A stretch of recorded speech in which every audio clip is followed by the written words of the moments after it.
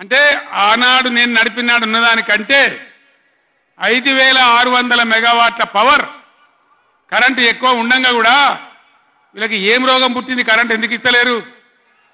ఎందుకు తిప్పల పెడుతున్నారు? బిడ్డ అయ్యేల చెలో నల్గొండతోనే ఆపం. ఎక్కడ దొరికితే అక్కడ బదాలు నిలదీసి మీ కథలు చేస్తాం.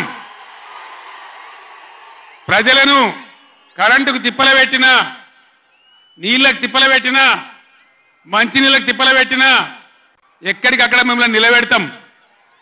మిమ్మల్ని గవర్నమెంట్ తెచ్చిండ్రు, మాకేం బాధ్యత ఇచ్చిండ్రు? ప్రతిపక్షం బాధ్యత ఇచ్చిండ్రు. మిమ్మల్ని నిలదీసే బాధ్యత మాకు ఇచ్చిండ్రు. కాబట్టి ఎక్కడికక్కడ మిమ్మల్ని నిలదీస్తాం తప్ప వదిలిపెడతామనేటువంటి దానిలో ఉండొద్దు. ప్రజలకు తప్పు చేయొద్దు. నేను హెచ్చరిస్తా ఉన్నా ఈ రాష్ట్ర ప్రభుత్వాన్ని. ఏ విధంగా బీఆర్ఎస్ గవర్నమెంట్ ఇచ్చిందో వెంటనే కరెంటు పునరుద్ధరించాలి.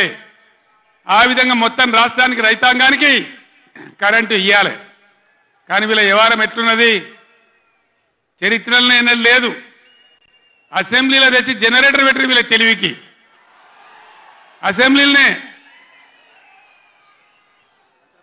మొన్న మనోళ్ళు మీటింగ్లు తిరుగుతుంటే ఒక మీటింగ్ మాట్లాడుతుంటే 7 మాటలు పోతుంది కరెంటు. నల్గొండలో జగదీష్ రెడ్డి మాట్లాడుతుంటే 7 సార్లు పోతుంది కరెంటు. ఏం మాయ రోగం వచ్చింది? మీకు తెలివి లేక, నడపరాక, చాతగాక ఇలా మంది మీద బదనాం పెట్టి బతుకుదాం అనుకుంటున్నారా? అట్లా కాదు బిడ్డ, జాగ్రత్త. బతకనీయం, ఎంబడబడతాం, వేటాడతాం.